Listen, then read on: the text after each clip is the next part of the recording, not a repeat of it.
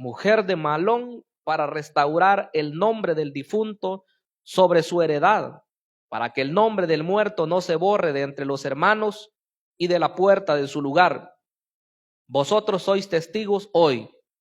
Y dijeron todos los del pueblo que estaban a la puerta con los ancianos: testigos somos, Jehová haga a la mujer que entra en tu casa como a Raquel y a Lea, las cuales edificaron la casa de Israel.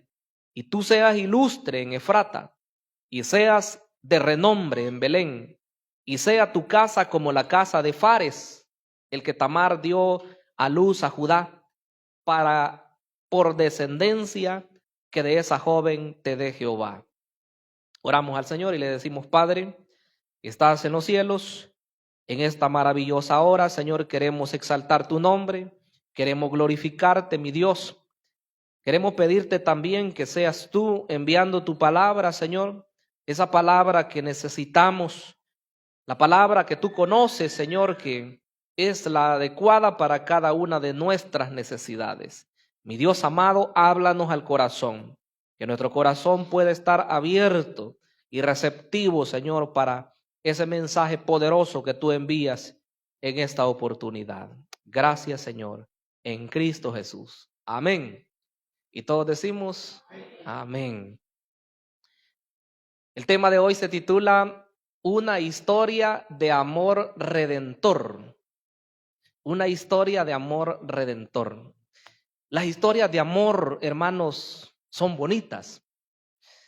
Por cierto que las historias reales son mejores, porque se lee acerca de historias, ¿verdad?, de amor, o se ve a través de las obras, puede ser cinematográficas o ya sean novelas escritas, que tienen una trama, ¿verdad?, muy bien desarrollada y que al final tienen un final feliz. Pero eso pues muchas veces es parte de la ciencia ficción y cosas que no son reales. Sin embargo, en la Escritura encontramos algunas historias que son reales, o encontramos historias, mejor dicho, que son reales y que son confirmadas, y que esas historias no solamente son acontecimientos que sucedieron en la vida real, sino también que tienen un contenido espiritual, que tienen algo que darnos a nosotros hoy. O sea que no solamente es parte de la historia de Israel o de la historia bíblica, sino también que de esas historias que tienen un contenido espiritual pueden ayudar a nuestras vidas hoy en día. Y ese es el caso de Ruth, ¿verdad? Esta historia tan hermosa que encontramos en el libro, que por cierto se han predicado muchos sermones, ¿verdad? Y las hermanas en sus días que ellas tienen del ministerio femenil han predicado muchas veces acerca de esto. Sin embargo, hay que entender, hermanos, que Dios quiere que nosotros seamos amantes de lo que es esa obra maravillosa que Él hizo en cada uno de nosotros. Que podamos entender que para que nosotros hoy nos llamemos hijos de Dios y digamos que somos parte de la iglesia, tuvo que haber un pago que se dio. Cuando la iglesia entiende esto, hermanos, cada día va amando más a su Señor. Cada día se desborda en amor hacia Él, y el amor verdadero no es palabra solamente, sino que el amor verdadero es hechos, se demuestra a través de los hechos. Una mujer a la cual un hombre le diga: mira, mi amor, te amo, y aunque a las mujeres les gusta oír palabras bonitas, pero estoy seguro que si no mira una conducta coherente o unos hechos de acuerdo a esas palabras, la mujer no va a creer. Y quizás va a gustar esas palabras por un tiempo y va a oír bonito y le va a agradar, pero de momento esas palabras ya no van a ser suficientes porque no están los hechos también. Entonces, hermanos, cuando Dios nos habla a nosotros, nos demuestra su amor. La palabra dice: mirad cuál amor nos ha dado el Padre para que seamos llamados hijos de Dios. Eso dice. De modo que Dios manifestó su amor entregando a su Hijo Jesucristo por todos nosotros. Nosotros somos los beneficiados de ese sacrificio maravilloso que Cristo hizo en la cruz del Calvario por todos nosotros. En ese sentido, hermanos, al hablar de historias verdaderas de amor, hoy vamos a ver esta historia de Ruth. Yo creo que vamos a tocar algunos puntos importantes porque la historia es amplia, ¿verdad? Y no alcanzaría a hablar de ella en hoy, en el mensaje de hoy. Pero quiero que veamos en primer lugar que esta historia de amor redentor comienza con un tiempo de aflicción y un tiempo de dificultades. Porque para que haya un final feliz, mis estimables hermanos, no todo va a ser color de rosas. Van a haber situaciones que van a meritar que nosotros pongamos todo de nuestra parte y que demostremos de verdad que amamos a nuestro Señor. Ruth lo hizo, ¿verdad? Y en el caso de, si retrocedemos un poquito, Noemí, Elimelec, que era su esposo, y sus dos hijos, Malón y Kelión, ellos estaban felices en su tierra. Ellos estaban en Belén de Judea, pero de repente la aflicción tocó a su puerta. Nosotros podemos estar felices todos como familia, como iglesia, pero llega el momento en el cual la aflicción toca la puerta. ¿Qué vamos a hacer en ese tiempo? Ahí hay que ver qué es lo que vamos a hacer. Vea lo que dice el capítulo 1 de este libro de Ruth, el versículo 1. Y aconteció, dice, en los días que gobernaban los jueces, que hubo hambre en la tierra, y un varón de Belén de Judea fue a morar a los campos de Moab, él y su mujer y dos hijos suyos. Estoy leyendo el capítulo 1, versículo 1. El versículo 2. El nombre de aquel varón era Elimelec y el de su mujer Noemí. Y los nombres de sus hijos eran Malón y Kelión, efrateos de Belén de Judá. Llegaron pues a los campos de Moab y se quedaron allí. Mire qué situación. Ellos estaban en Belén, en su tierra. De hecho, mis hermanos, que esta historia es riquísima en contenido tipológico de la obra de Cristo. El nombre Belén, de donde ellos vivían, significa casa del pan. Quiere decir que ahí, en ese lugar, había bendición, hermanos. Aquí, en este lugar, yo me atrevo a decir que aquí hay bendición de Dios. Aquí hay pan. No estamos hablando del pan físico, ¿verdad? Estamos hablando del pan espiritual, el que se reparte, el que nosotros solamente administramos, porque quien lo da es nuestro Dios Todopoderoso. Nos da la porción que necesitamos y Él, hermanos, conoce nuestra necesidad. La casa del pan. Pero viene el tiempo de escasez y de angustia y ellos tienen que emigrar hacia el este, al otro lado del Mar Muerto. Tuvieron que trasladarse con su familia, Elimelec, ¿verdad? Y Noemí, sus dos hijos, van hacia allá, sin saber qué les deparaba en ese lugar. Hay preguntas que uno se hace, ¿y cómo es que ahí era un lugar bendecido, un lugar de abundancia y de repente todo se acabó? No sabemos por qué, pero de repente ellos emigran para allá y en ese lugar ellos no sabían lo que les esperaba. La aflicción muchas veces, hermanos, no viene sola.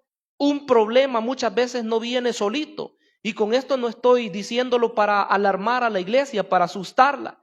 Pero sí quiero decir que debemos estar preparados para el momento de dificultad. Cuando digo preparado, no es que usted se va a poner ahí un poco asustado y qué me va a deparar o qué viene. No, la preparación es en la búsqueda del Dios Todopoderoso.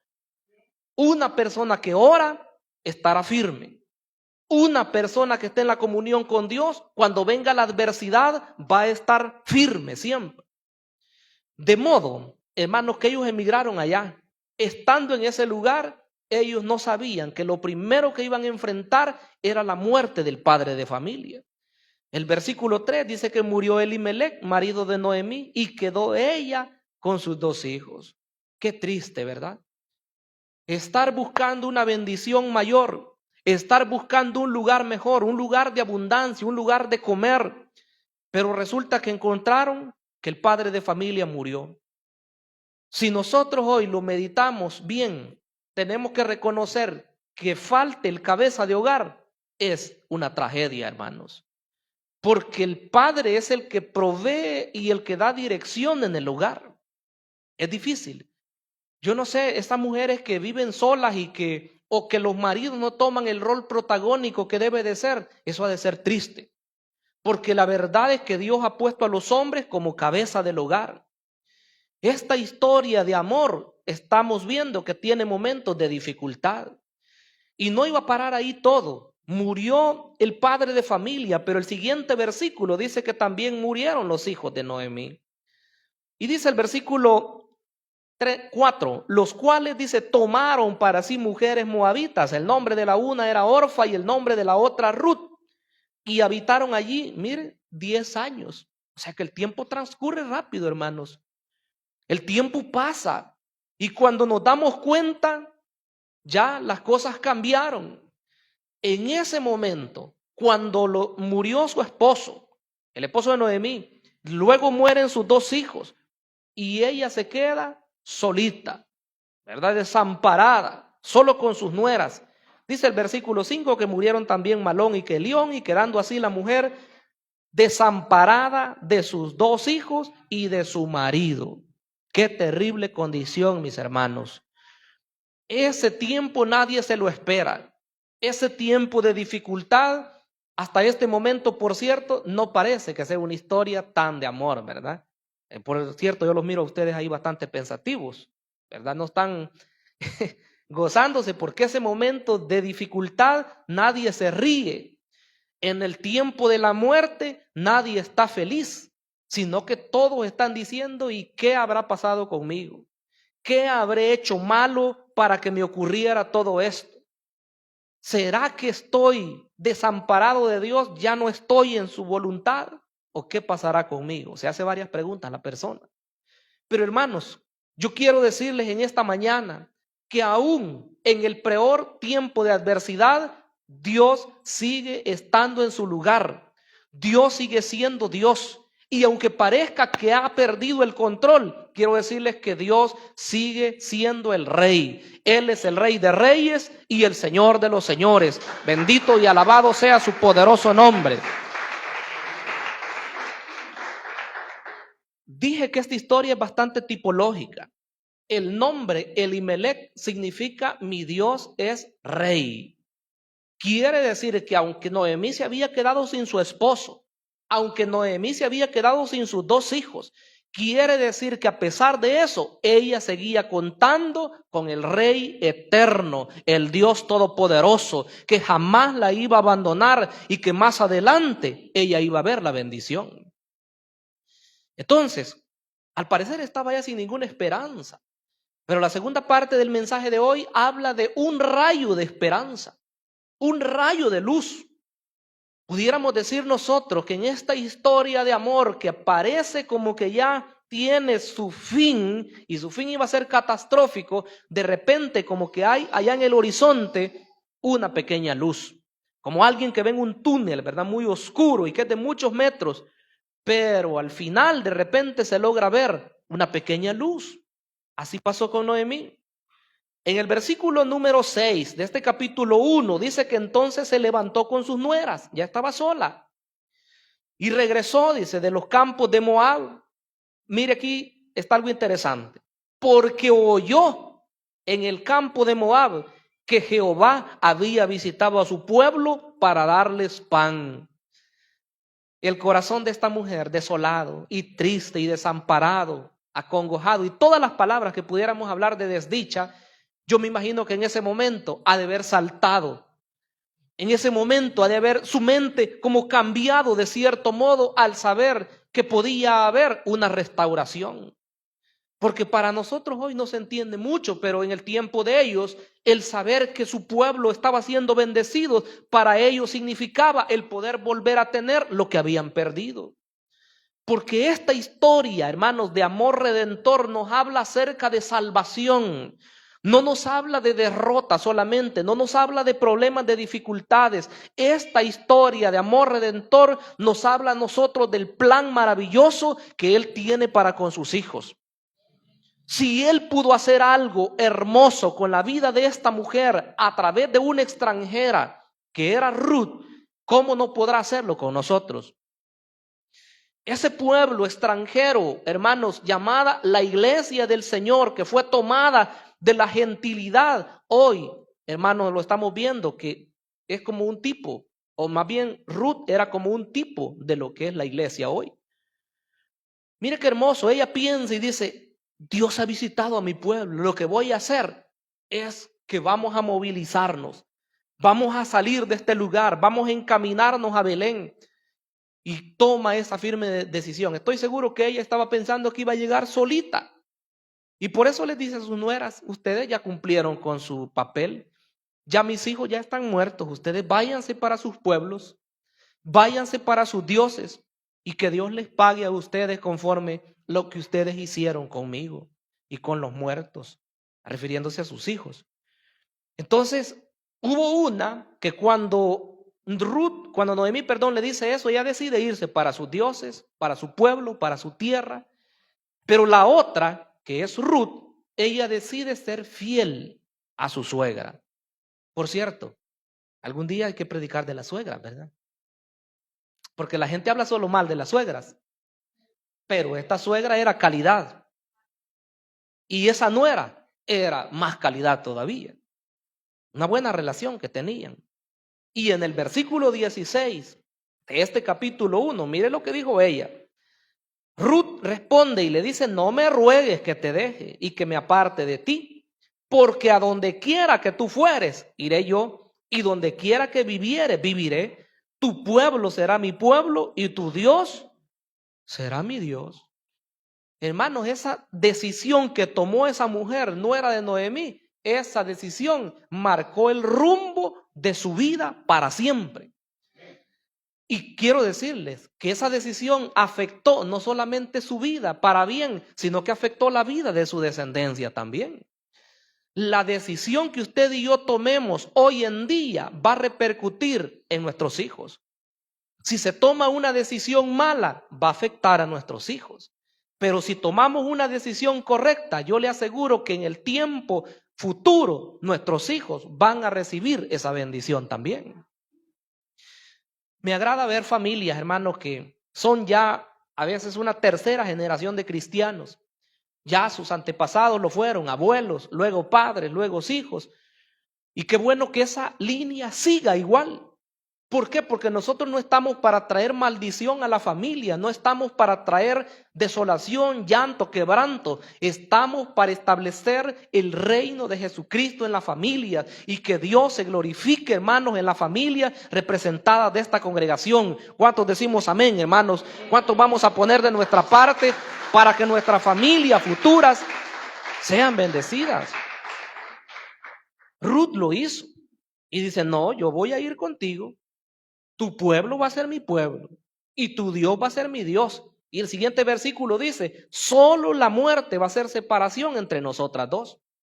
Y si no, dice ella, que me castigue Dios. Pero cuando van llegando a la tierra de Belén, aquello parecía como que era una escena sacada de película. Y aquella mujer que había salido con su esposo, hablando de Noemí, que iba con su marido, ¿verdad? Y con sus dos hijos, aunque iban en una condición triste porque salían, emigraban, a nadie le gusta salir de su lugar, pero aún así ella iba con familia. Ella regresa prácticamente vacía. Si no fuera por su nuera, viniera sola. Cuando ella va llegando, las personas no entendían qué es lo que había pasado. El versículo 19 dice que anduvieron las dos hasta que llegaron a Belén. Y aconteció que habiendo entrado en Belén, toda la ciudad se conmovió por causa de ellas. Y decían, ¿no es esta Noemí? A saber cómo estaba de demacrada, ¿verdad? A saber cómo estaba ya de vencida por los años. Ya habían pasado más de 10 años. Y ella le respondió, no me llaméis Noemí, sino llamadme Mara, porque en gran amargura me ha puesto el Todopoderoso. El nombre de ella, hermanos, significa dulce. El nombre de Noemí significa dulce, significa placentera, una mujer tranquila, apacible, como las mujeres de Altar de Dios Nueva Jerusalén. Aleluya. Y no ha venido hermana Noemí, por cierto, hoy. Miren, es un nombre muy hermoso. Pero ella dice, no, ya no me llamen dulce, Ya no me llamen tranquila, ya no me llamen placentera. Hoy estoy, pero exaltada, hoy estoy triste, hoy estoy angustiada. Llámenme mejor amargura, dijo ella. Porque Mara significa amargura, amarga. Bueno, no voy a decir que como las de altar de Dios Nueva Jerusalén. La amargura llega a través de las dificultades, hermanos. Hay que reconocer. Si usted mira a una persona que está así un poco, no sé, tal vez no como una forma como el Señor quiere que estemos, reflexionemos primero, no acusemos a las personas primero. Vea su condición, vea la situación. Si uno está feliz, ¿verdad? No tiene ningún problema, por eso está así. Pero si llega el quebranto, llega la angustia, llega la tribulación, reconozca que esa persona también, por eso su ánimo está así muchas veces. Entonces esta mujer dice, ya no me llamen dulce, llámenme amarga, pero sigue agregando y las palabras de ella son bien duras para un cristiano. Dice ahí en el 21, me fui llena, pero Jehová me ha vuelto con las manos vacías. ¿Y por qué me llamáis Noemí? Ya que Jehová ha dado testimonio contra mí y el Todopoderoso me ha afligido.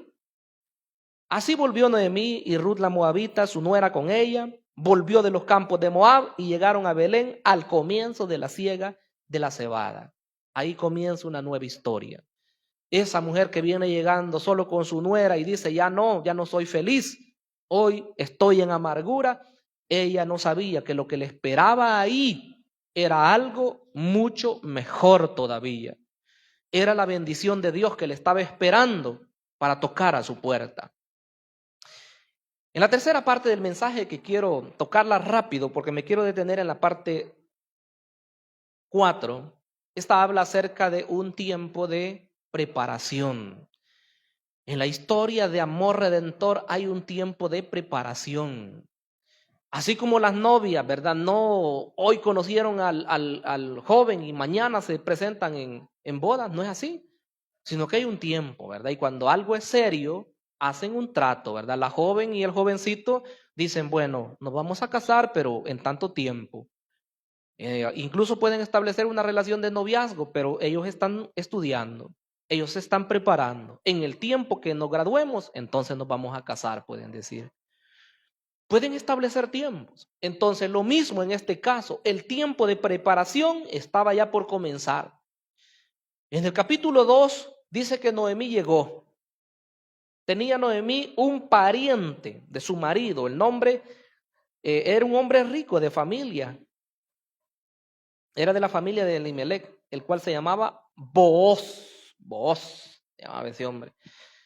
En este capítulo 2, hermanos, Ruth va a espigar, a recoger, ¿verdad? Unas pequeñas ramitas que se caían ahí de la cosecha de cebada, la cual pues la ley decía que tenían que dejarla los que cortaban todo eso, ¿verdad? Para que llegaran la gente pobres y pudieran tener algo y así obtener algún salario, ¿verdad? Les pagaban por lo que ellas recogían.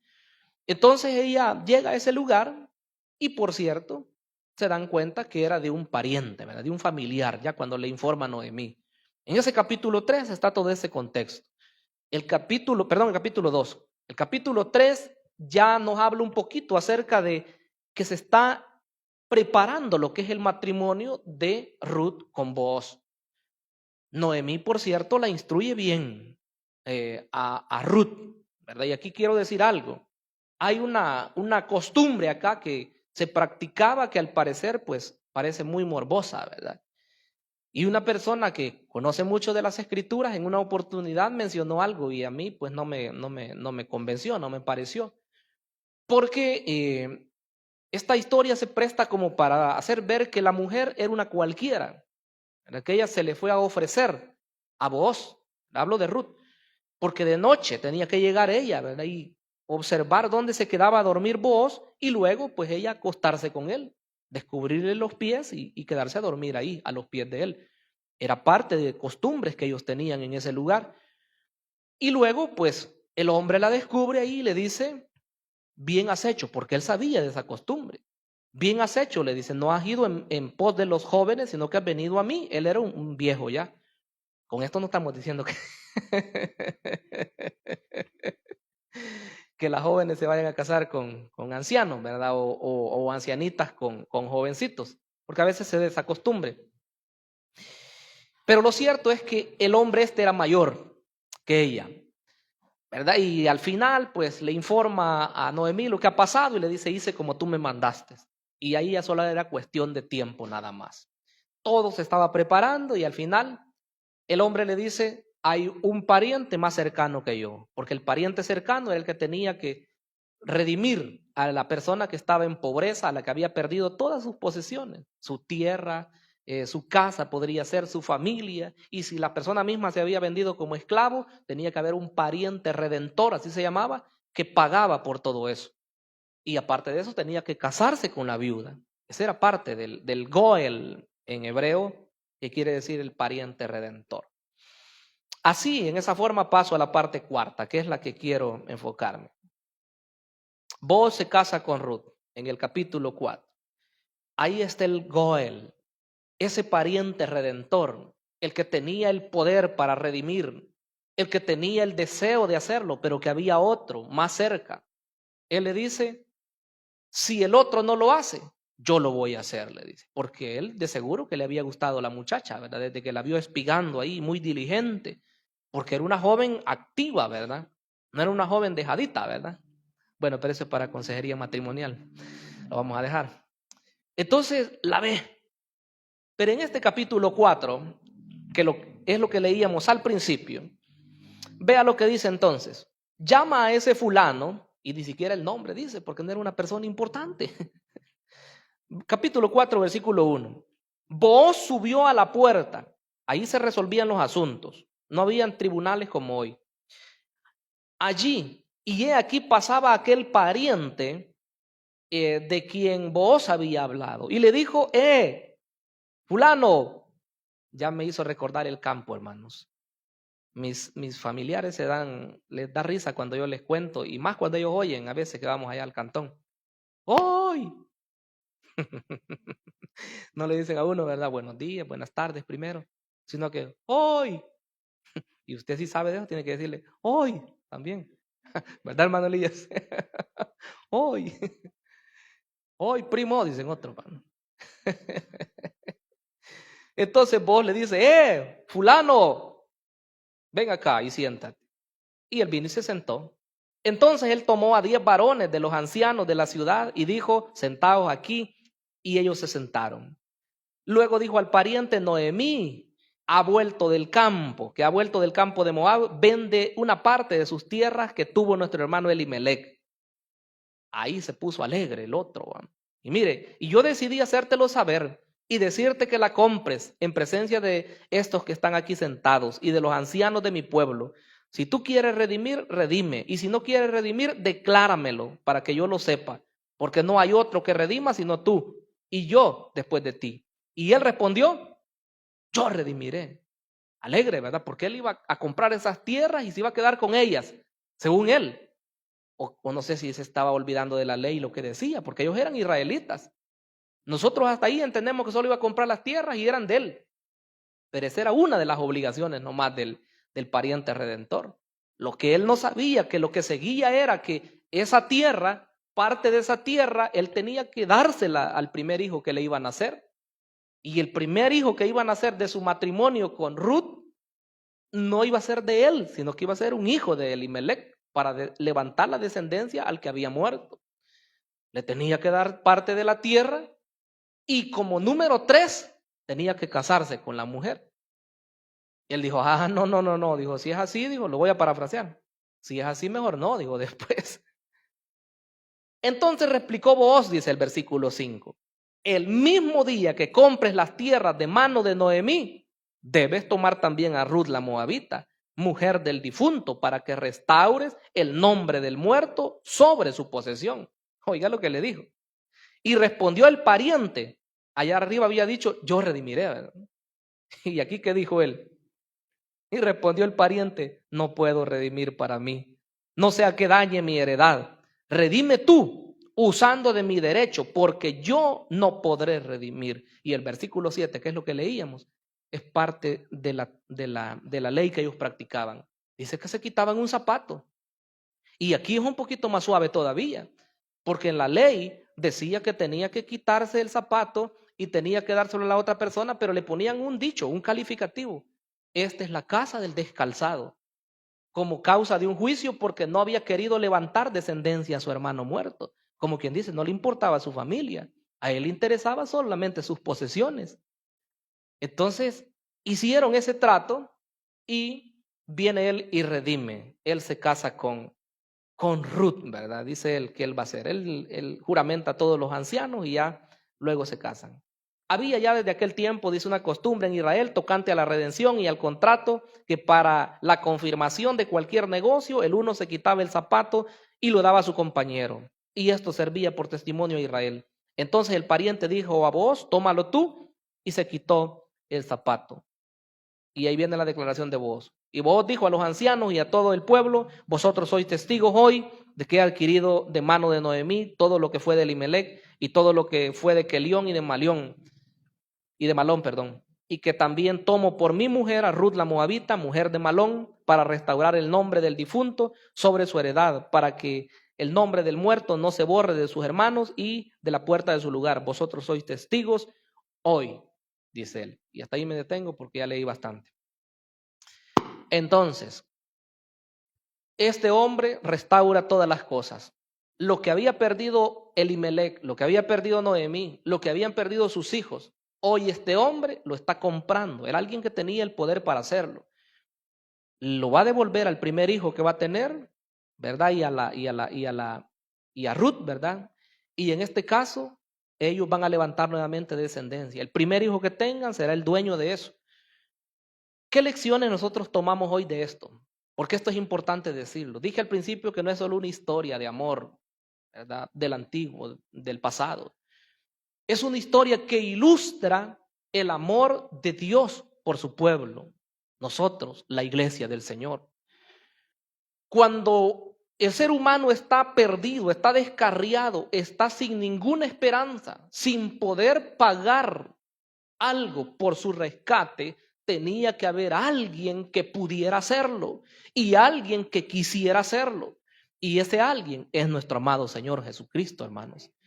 El pariente redentor, nuestro hermano mayor ahora en este caso, el que vino en nuestro auxilio, se llama Jesucristo. El pago que Él ha dado no son monedas de plata, no son monedas de bronce, no es oro. El pago que Él dio por todos nosotros es la sangre preciosa de Jesucristo. Bendito y alabado sea su nombre poderoso.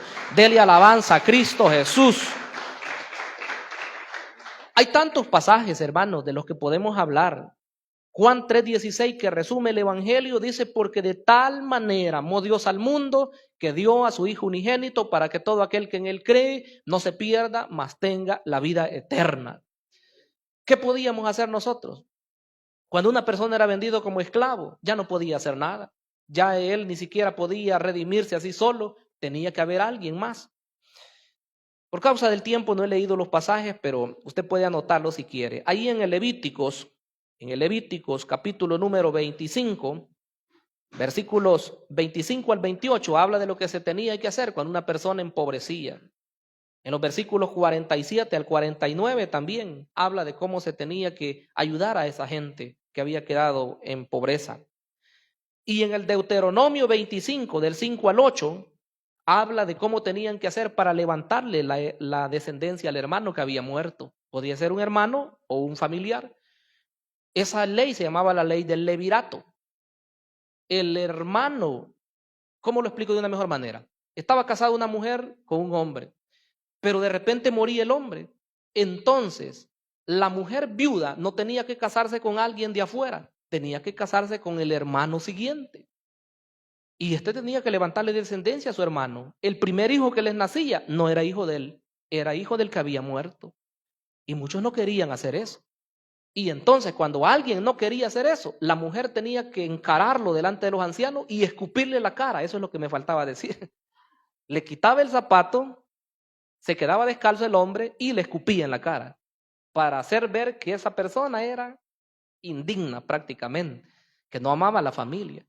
Entonces, el Señor Jesucristo, hermanos, cuando nosotros estábamos ya desamparados, sin ninguna esperanza, no teníamos posibilidad de pagar nuestro rescate, estábamos en miseria espiritual. Ahí es cuando Él viene y Él paga por el rescate de nosotros. Un pasaje si quiero leer, es 1 de Pedro 1:18. 1:18, donde se habla del pago que se ha dado por nosotros. 1:18. Mire lo que dice: sabiendo que fuisteis rescatados de vuestra vana manera de vivir, la cual recibisteis de vuestros padres, no con cosas corruptibles como oro o plata. Fuimos rescatados, fuimos comprados. 19. Sino con la sangre preciosa de Cristo, como de un cordero sin mancha y sin contaminación, ya destinado de antes de la fundación del mundo, pero manifestado en los postreros tiempos por amor a vosotros. Mire qué hermoso plan. ¿Desde cuándo lo había preparado el Señor Dios Todopoderoso? Desde antes de la fundación del mundo. ¿Se manifestó en qué tiempo? Nosotros podemos poner el año en el cual conocimos al Señor. En ese tiempo se manifestó mostrando su amor para con cada uno de nosotros. Un pasaje más y finalizamos. Romanos capítulo 5.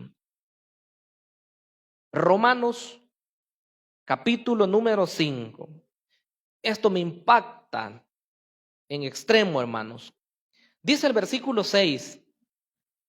Porque Cristo, cuando aún éramos débiles, hablando de nuestro estado de pecado, a su tiempo murió, ¿por quiénes? Por los impíos. Ciertamente apenas morirá alguno por un justo. Con todo pudiera ser que alguno osara morir por el bueno. Puede ser que alguien ofrende su vida por una persona que tenga valor.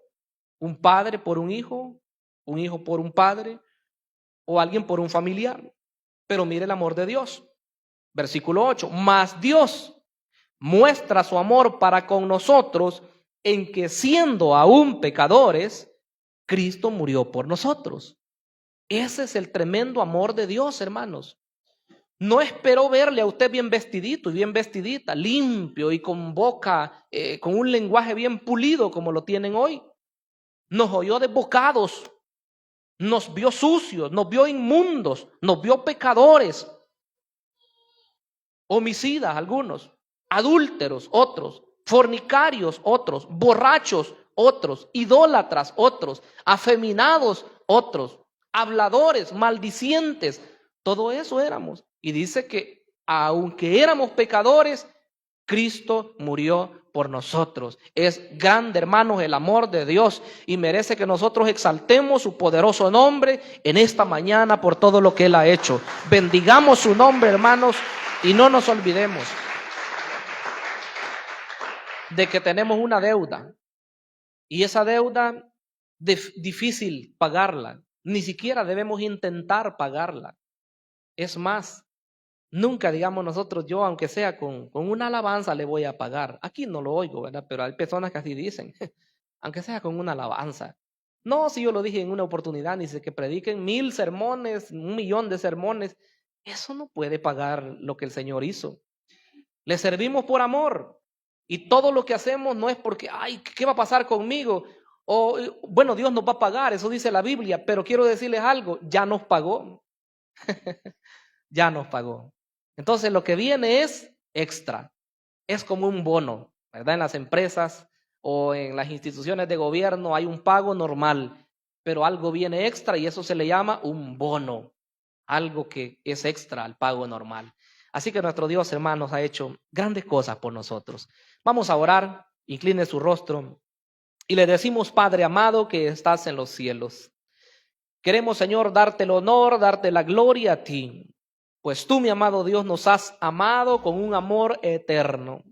Tu palabra, Señor, dice que tú tenías un plan trazado desde la eternidad. Un plan maravilloso, el cual fue manifestado en el tiempo oportuno. Señor, queremos darte las gracias, porque así como hubo un plan hermoso a través de Ruth, a través de esa extranjera, una moabita, y por la cual vino la simiente escogida, nuestro amado Señor Jesucristo. descendiente de esta mujer. Así, Señor, tú nos has bendecido a través de nuestro Cristo. A través de Él es que tenemos hoy la salvación. A través de Él es que tenemos hoy la vida eterna. Todo por una decisión. Si nosotros hoy nos paramos en la brecha, nos ponemos firmes, tú harás también, Señor, grandes cosas en nuestras vidas y en nuestras familias. Permítenos, Señor, que podamos tomar decisiones firmes, así como lo hicieron estas mujeres, Noemí y Ruth, y así como lo hizo este hombre Booz, el pariente redentor, aquel que estuvo dispuesto a poder restituir todo lo que habían perdido estas familias. Mi amado Dios, sé que tú eres el que estás por nosotros. Tú has enviado a tu Hijo a morir en la cruz del Calvario. Hoy nosotros somos parte de la bendición. Hoy nosotros somos el fruto de la aflicción que pasó nuestro amado en la cruz. Queremos bendecir tu nombre, queremos exaltarte, Señor, porque tú eres el grande, eres maravilloso. Gracias, Señor, que esta historia de amor esté en nuestro corazón y que podamos siempre amarte cada día más, Señor, y que nunca olvidemos el gran favor que tú nos has hecho a cada uno, Señor, en el nombre maravilloso de Jesús. Amén y amén. ¿Cuántos decimos amén, hermanos? Amén. Dele gloria a Dios. Qué bueno es el Señor. Amén.